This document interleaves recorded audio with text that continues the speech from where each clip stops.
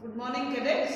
Today I will be taking up the chapter Nelson Mandela Long Walk to Freedom.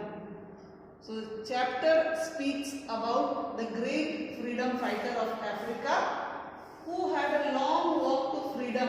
That is, he was a political prisoner for 27 long years and tried to abolish apartheid from South Africa.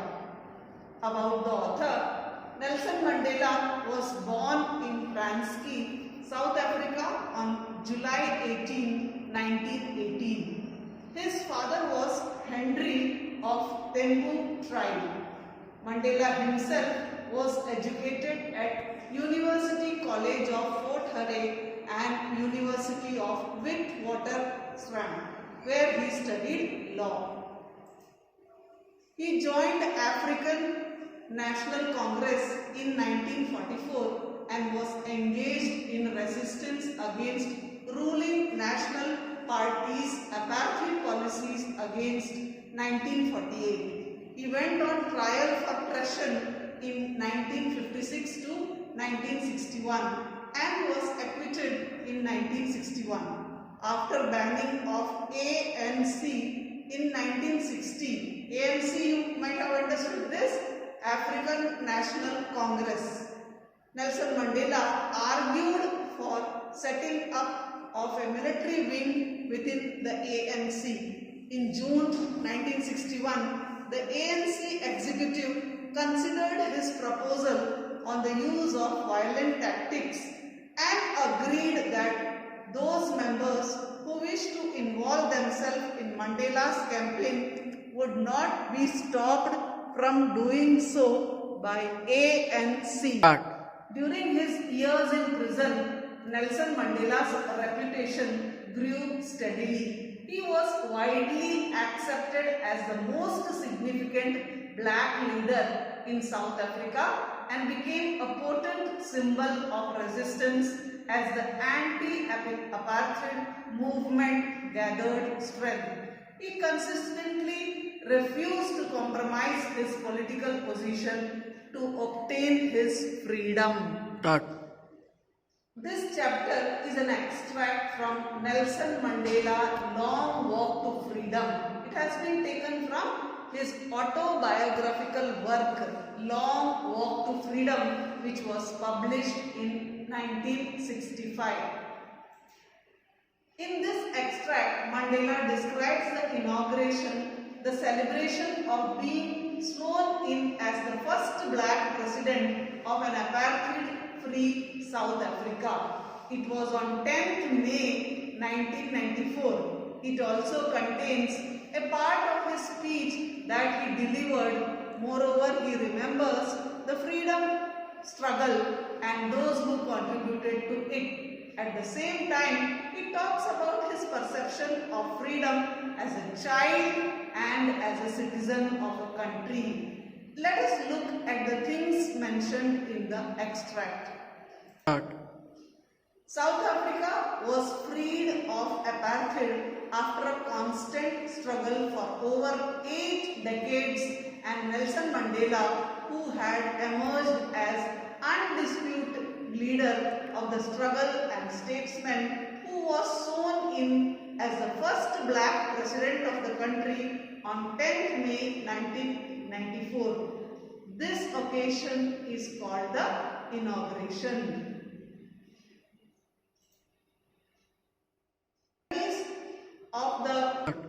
The ceremonies of the inaugurations took place in the lovely sandstone amphitheatre formed by the Union buildings in Pretoria. A large multitude assembled in the amphitheatre. Swearing in. The last white president, De Klerk, was instrumental in bringing about an end to apartheid, was sworn in as second deputy president. Thabo Mbeki was sworn in as the first deputy president, and later in 1999 he succeeded Mandela as the president. Mandela and his wife look on the celebrations that take place. Mandela's daughter, Zezani, accompanied him on the occasion.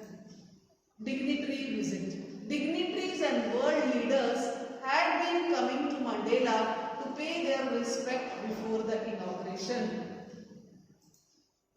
With Margaret Thatcher, she is known as the Iron Lady of UK. With Dalai Lama, his speech, which was marked with his appreciation for justice, peace and human dignity, a pledge for liberation from poverty, suffering and discrimination. About the national anthem, whites and blacks sang two different anthems before the end of apartheid, and these anthems were despised by each other, means hated. However, now they were singing both together as one national anthem. A spectacular array of South African jets, helicopters and troop carriers rode in perfect formation over the Union buildings.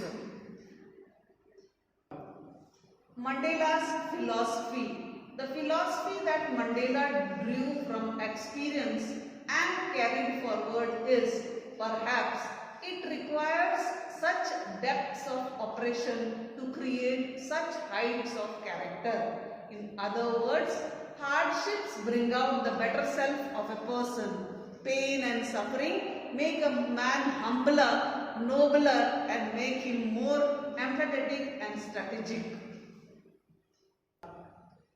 People must learn to hate, and if they can learn to hate, they can be taught to love. For love comes more naturally to human heart than its opposite. Love and hate are natural and they come with birth. Hate may come quickly, but love comes more naturally. One who hates can be taught to love. Man's goodness is a flame that can be hidden but never extinguished. Goodness or humanity are born qualities of a human being. Dark qualities drawn from circumstances may hide the goodness in him but cannot completely erase it. Goodness remains lurking and expresses itself at an opportune time. Now let us take up the theme of the chapter, History of Apartheid. On this occasion, Mandela was overwhelmed by the memories of history of apartheid in his country. The Dutch and the British followed the Portuguese in the exploration of new lands and gradually settled down in the coastal areas of South Africa. The Dutch farmers who were allowed to settle in the interiors were known as Boers. The Boers and the British fought two Anglo-Boer wars for supremacy over South Africa and finally reconciled and formed the Union of South Africa in 1909. The Union of South Africa. So the map clearly shows how in 1909 the Union of South Africa took place. Then followed the system of apartheid, discrimination on the basis of color and race. Thus the structure they, the white rulers, created formed the basis of one of the harshest, most inhuman society the world has ever known. The society based on color and race, that is called apartheid. They were forced to live in rural areas and own a small percent of the total land. They could move around in the country only if they possessed a pass issued by the government. There were separate public utilities. They were even denied the freedom of speech. People had to struggle for over 80 years to bring an end to the system of apartheid Under the increasing pressure of the World Organization, Mandela was released in 1990 after having spent 27 years in jail. A democratic system with equality to all began. Today I am going to tell you about Nelson Mandela and his life story. Nelson Mandela was born on 18 July 1980 in Mawezo, Umtata, South Africa. His parents were Gadla Henry and Nose Kenny. On his first day of school, he was given a name Nelson by his teacher Miss Dingay. Giving children in African English names was a custom among Africans during that period. Mandela's father died when he was 12. He was the first member of his family to go to a school. He was moved from the Fort Hare University in 1941 because he held a group of students on political strike. In 1914, Mandela started to help the African National Congress Youth League.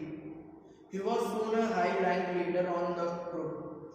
He wanted to free South Africa without violence, but the government started killing the protesters. A trial was later held and became known as the Rivonia trial. Mandela was part of trial because of his involvement in violence. He was sentenced to life in prison and was sent to Robben Island, but was transferred to Victor Verster prison in 1988. In 1990, he was released from prison after 26.5 years.